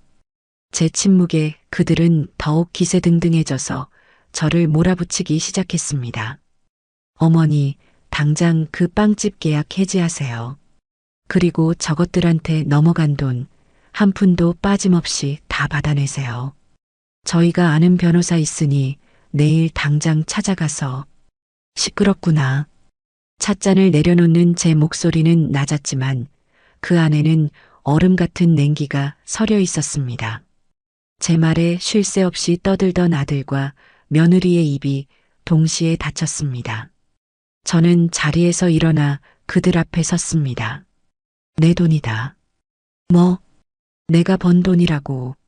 내가 평생 길바닥에서 찬밥 먹고 밤잠 설쳐가며 악착같이 모은 피 같은 내 돈이야. 그런데 너희는 어느 순간부터 내 돈을 우리 돈이라고 부르더구나. 내가 너희의 현금 지급기라도 되는 것처럼. 제 말에 그들의 얼굴이 굳어졌습니다. 너희가 나를 그 집에서 내쫓던 날 기억하느냐? 나는 설거지 하나를 안 했다는 이유로 평생을 바쳐 뒷바라지한 아들놈 집에서 짐짝처럼 쫓겨났다. 내가 쓰러져 죽음의 문턱을 헤맬 때 너희는 어디서 무엇을 하고 있었지? 그 아이들, 너희가 그토록 사기꾼이라고 욕하는 그 아이들은 그런 내 손을 잡아주고 나를 살려냈다. 너희는 병원에 와서 내 아니가 아니라 병원비부터 물었지. 가족? 웃기지 마라. 너희는 가족의 의미도 모르는 탐욕스러운 거머리일 뿐이야. 제 목소리는 점점 더 커지고 단단해졌습니다. 평생을 누르고 살았던 분노가 화산처럼 터져나왔습니다. 그러니 잘 들어라. 그 빵집은 내 남은 인생의 자부심이고 희망이다. 나는 그 아이들과 함께 내 돈을 가장 가치 있는 곳에 쓸 것이다. 너희에게는 이제 단돈 10원 한 장도 돌아가지 않을 게다. 그게 너희가 자초한 결과니까. 저는 말을 마치고 현관문을 활짝 열었습니다. 그리고 문 밖을 손가락으로 가리켰습니다. 이제 그만 돌아가라. 그리고 다시는 내 집 문턱을 넘을 생각도 하지 마라. 여긴 더 이상 너희를 위한 곳이 아니다. 당장 나가. 제 기세에 눌려 아들과 며느리는 아무 말도 하지 못하고 자리에서 일어났습니다. 그들의 얼굴에는 당혹감과 분노, 그리고 아주 약간의 공포심이 뒤섞여 있었어요. 그들은 비틀거리며 현관을 나섰습니다. 저는 그들의 등 뒤에 대고 마지막으로 한마디를 더 던졌습니다. 아, 그리고 다음에 또 내 가게에 와서 행패를 부린다면 그땐 업무방해로 경찰에 신고할 줄 알 거라. 쾅! 저는 제 손으로 직접 현관문을 닫고 빗장을 걸었습니다. 길고 길었던 싸움의 한 단락이 끝나는 순간이었습니다. 저는 소파에 주저앉아 가쁜 숨을 몰아쉬었습니다. 속이 후련하면서도 한편으로는 씁쓸했습니다. 하지만 후회는 없었어요. 저는 제 자신과 제 새로운 가족을 지켜낸 것이니까요. 이제부터가 진짜 시작이었습니다. 내 집에서 아들 부부를 내쫓은 그날 이후 저는 그들이 어떤 식으로든 다시 제게 덤벼들 것이라고 예상했습니다. 하지만 그들의 다음 공격은 제가 생각했던 것보다 훨씬 더 비열하고 교묘한 방식으로 찾아왔어요. 그들은 제 평판과 명예를, 그리고 제가 지키고자 하는 아이들의 순수한 마음을 직접 겨냥하기 시작했습니다. 변화는 아주 사소한 것에서부터 느껴지기 시작했습니다. 빵집에 찾아오시는 단골 손님 몇 분의 눈빛이 미묘하게 달라진 것을 느꼈지요. 예전에는 제게 친근하게 할머니 혹은 어머니라 부르며 스스럼 없이 말을 걸어오던 분들이 이제는 저를 흘깃거리며 자기들끼리 수군거리는 일이 잦아졌습니다. 처음에는 제가 예민하게 구는 것이라 생각했어요. 하지만 며칠이 지나자 그 수군거림의 내용이 제 귀에까지 들려오기 시작했습니다. 글쎄, 저 할머니가 치매초 증상이 있다지 뭐야. 그래서 저 젊은 사람들이 그걸 이용해서 가게를 차렸다는 소문이 있더라고. 어머, 정말? 겉보기에는 아주 정정해 보이시는데. 그러게 말이야. 자식들이 말려도 막무가내라 속이 아주 새까맣게 탄다더라. 그 말들은 예리한 유리 조각이 되어 제 귀에 박혔습니다. 며느리 이미선이 벌인 일이 분명했어요. 저를 이성적인 판단이 불가능한 치매 노인으로 몰아가고 동준 씨와 소희 씨를 사기꾼으로 만들어 우리 사이를 갈라놓고 저를 사회적으로 고립시키려는 악랄한 속셈이었지요. 분노의 피가 거꾸로 솟는 것 같았습니다. 제가 평생을 어떻게 살아왔는데 감히 제 명예에 그런 더러운 치를 하려 들다니요. 소문은 생각보다 훨씬 더 빠르게 퍼져나갔습니다. 어느 날에는 제게 안부 전화를 건다는 핑계로 시댁에 먼 친척벌 되는 분에게서 전화가 오기도 했습니다. 형님, 괜찮으신 거예요? 제 시기 엄마가 걱정이 아주 많던데. 혹시라도 이상한 사람들이 형님 재산 노리고 접근한 거면 저희한테라도 꼭 말씀하셔야 해요. 요즘 세상이 얼마나 흉흉한데요. 그 걱정스러운 말투 속에 숨겨진 의심과 호기심을 모를 리 없었지요. 저는 차분하지만 단호하게 대답했습니다.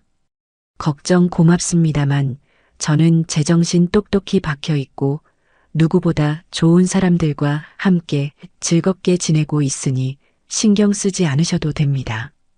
전화를 끊고 나서도 한참 동안 불쾌감에 몸을 떨어야 했습니다.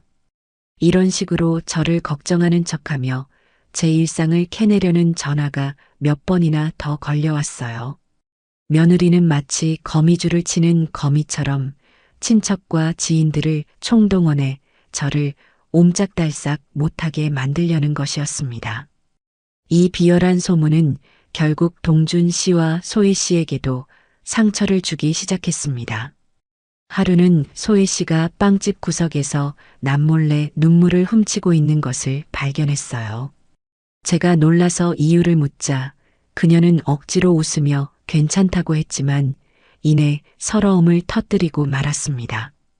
할머니, 오늘 어떤 손님이 저한테 할머니 등쳐먹는 사기꾼이라고 천벌 받을 거라고 소리치고 가셨어요. 저희는 정말 괜찮은데 사람들이 할머니를 이상한 사람으로 보는 게 저는 그게 너무 속상하고 화가 나요. 소혜 씨의 눈물을 보니 제 마음은 천갈래 만갈래로 찢어지는 것 같았습니다. 저 하나 모욕당하는 것은 참을 수 있었지만 저 때문에 이 착한 아이들이 이런 수모를 겪는 것은 도저히 견딜 수가 없었어요. 동준 씨도 굳은 얼굴로 제게 말했습니다. 어머니, 이건 그냥 넘어가서는 안 될 일입니다. 어머니의 명예를 그리고 저희의 결백을 위해서라도 저희가 직접 싸워야겠습니다. 그날 저녁 우리는 빵집 문을 일찍 닫고 한자리에 모였습니다. 제 집 거실이었죠. 동준 씨와 소희 씨는 분노와 걱정이 뒤섞인 얼굴로 앉아 있었습니다. 그들은 저를 원망하기는커녕 오히려 저를 지켜주지 못해 미안하다는 말만 되풀이했어요. 그 모습에 저는 다시 한번 제 선택이 틀리지 않았음을 확신했습니다.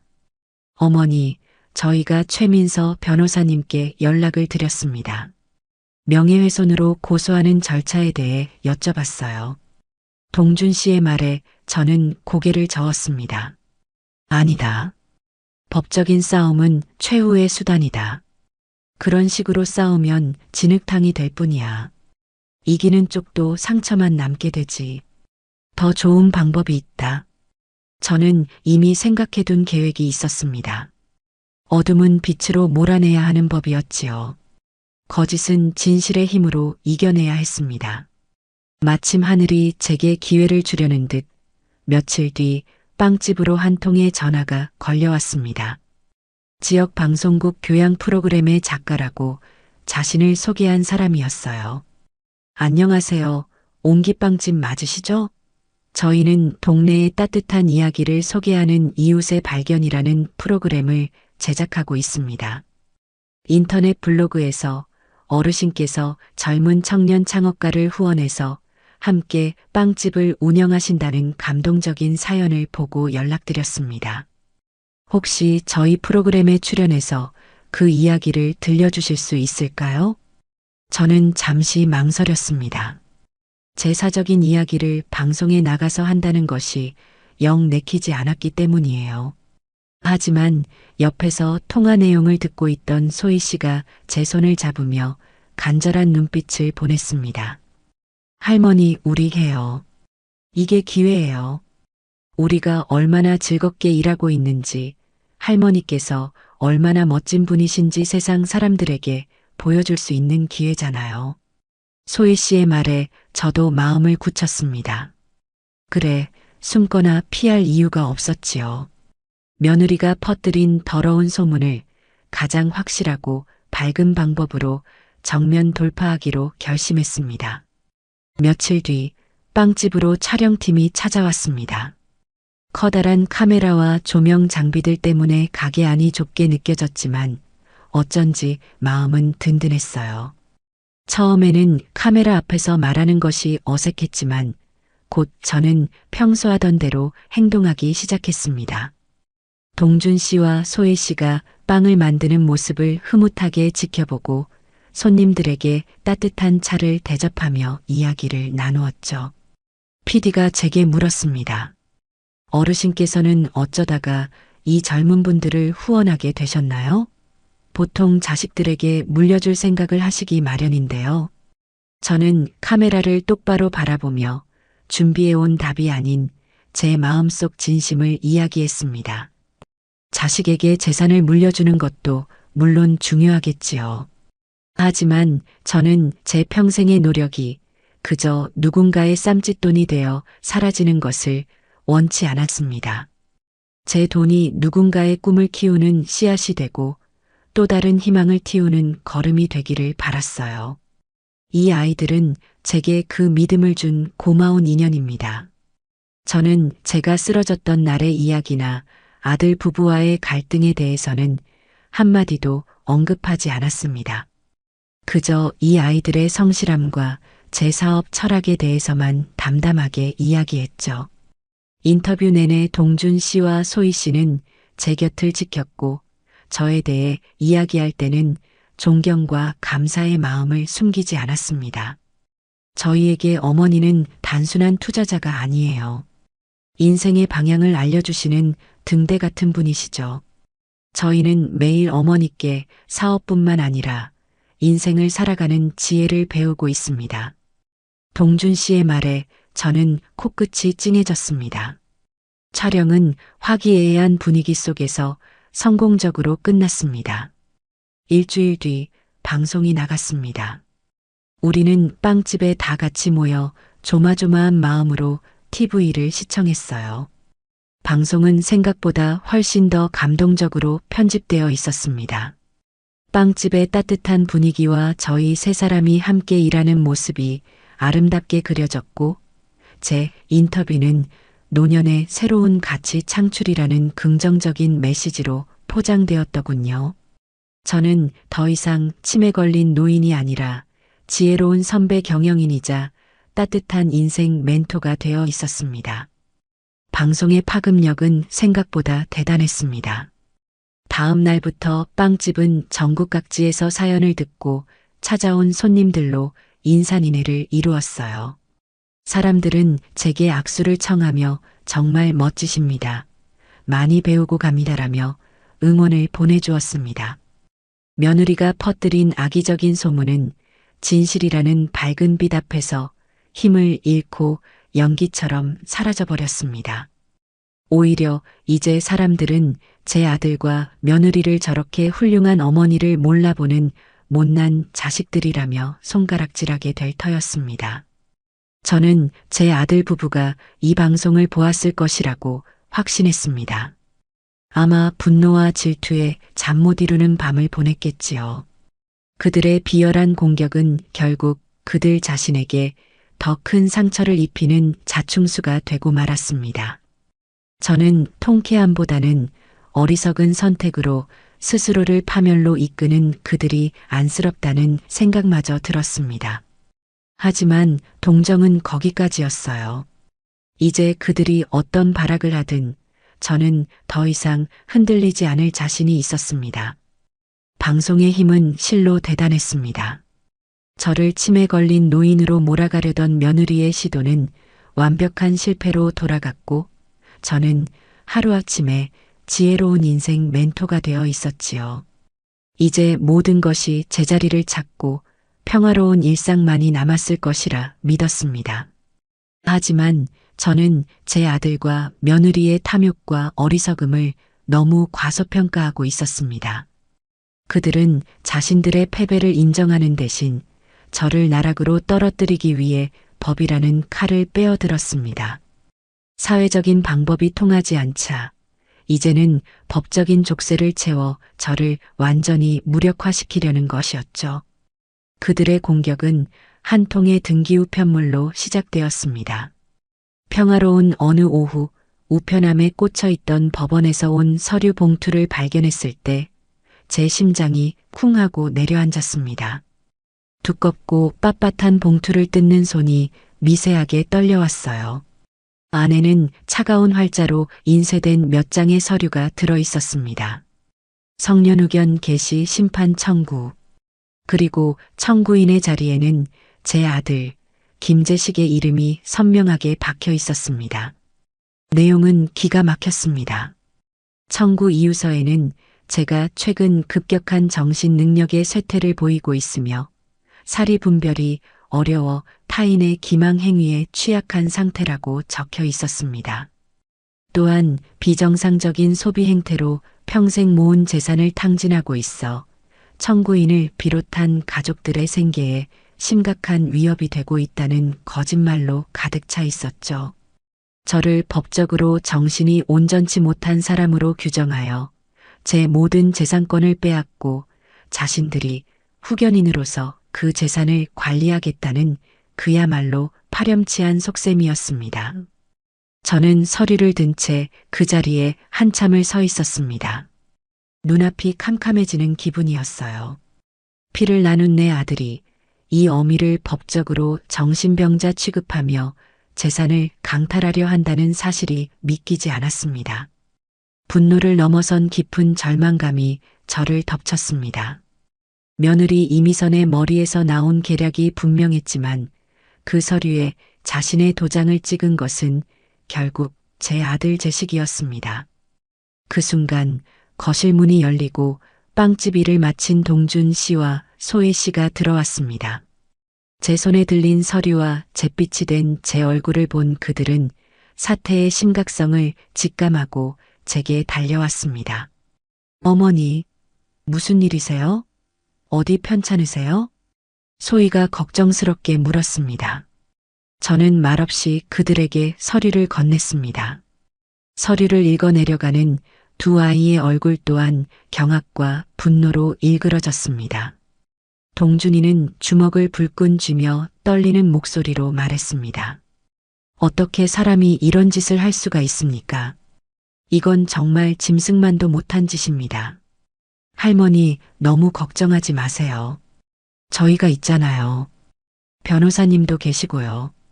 저희가 할머니 곁에서 끝까지 싸울 거예요. 소희는 눈물을 글썽이면서도 오히려 저를 위로하며 제 손을 꼭 잡아주었습니다. 그 아이들의 굳건한 눈빛을 보니 절망의 늪에 빠져들던 제 정신이 번쩍 들었습니다. 그래, 나 혼자가 아니었다. 나를 지키기 위해 기꺼이 함께 싸워줄 내 편이 있었다. 저는 더 이상 슬퍼하거나 절망하고 있을 시간이 없었습니다. 저는 곧바로 최민서 변호사에게 연락했습니다. 수화기 너머로 들려오는 최 변호사의 목소리는 제 생각보다 훨씬 더 차분하고 단호했습니다. 결국 최악의 수를 두었군요, 어르신. 하지만 너무 걱정하지 마십시오. 성년후견 개시는 그렇게 쉽게 받아들여지지 않습니다.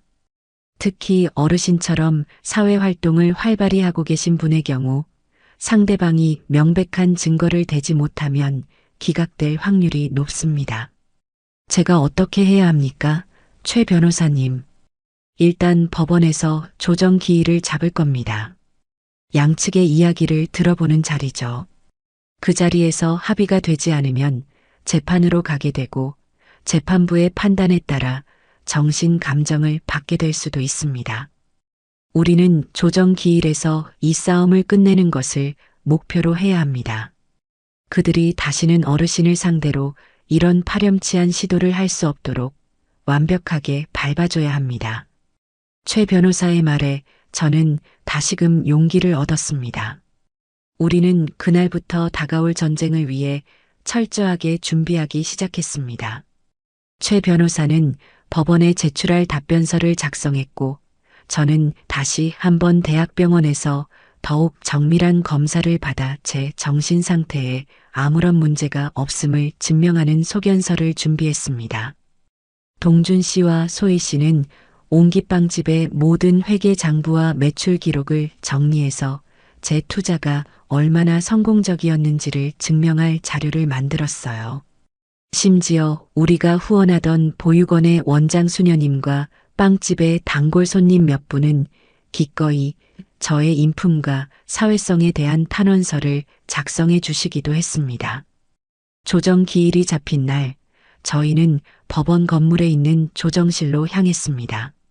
딱딱하고 차가운 분위기의 작은 방이었습니다. 한쪽에는 저와 최 변호사, 그리고 잔뜩 긴장한 얼굴의 동준 씨와 소희 씨가 앉았고, 맞은편에는 아들 재식과 며느리 이미선, 그리고 그들의 변호사가 앉아 있었습니다.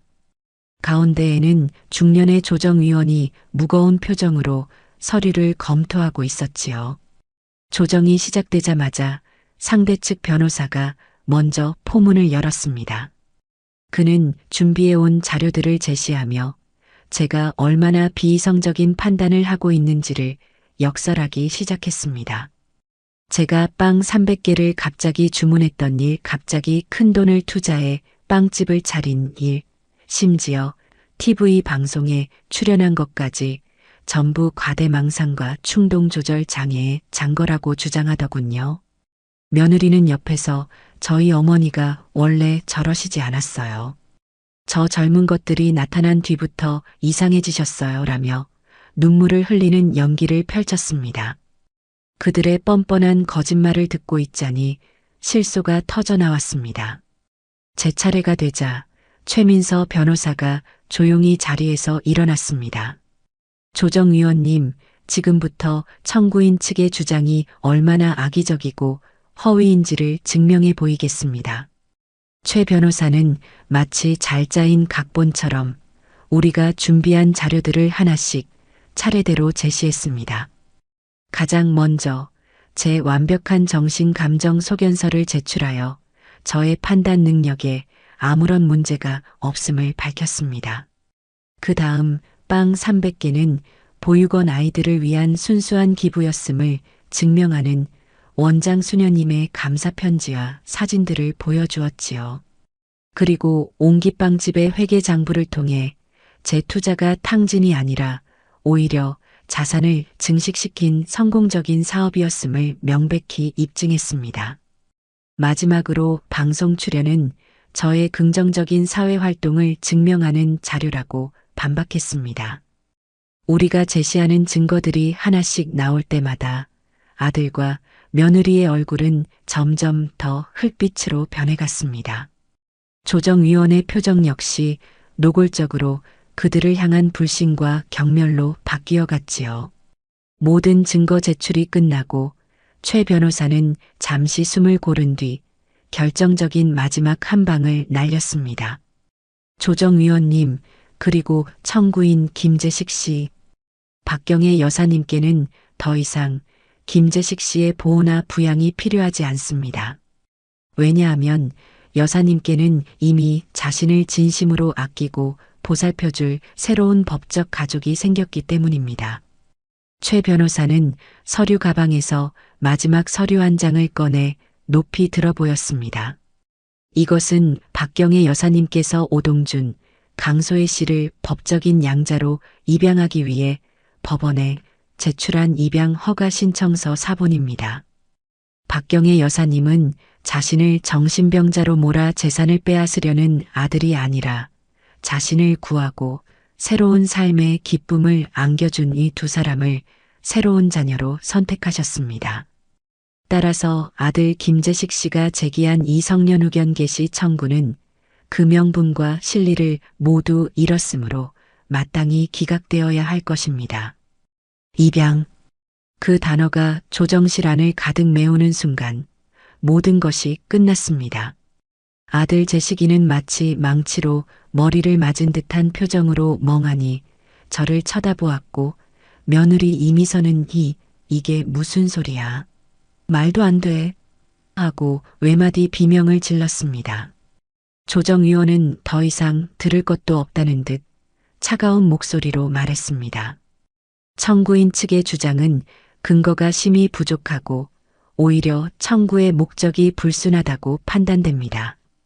이 조정은 불성립으로 종결하고 재판부의 청구 기각 의견을 강력히 전달하겠습니다. 그것은 저의 완전한 승리를 선언하는 판결이나 다름없었습니다. 저는 자리에서 일어나 넋이 나간 채 앉아있는 아들을 마지막으로 한번 쳐다보았습니다. 그의 눈에는 더 이상 탐욕이나 분노가 아닌 모든 것을 잃어버린 자의 공허함만이 남아 있었습니다. 저는 그를 향해 아무런 말도 하지 않았습니다.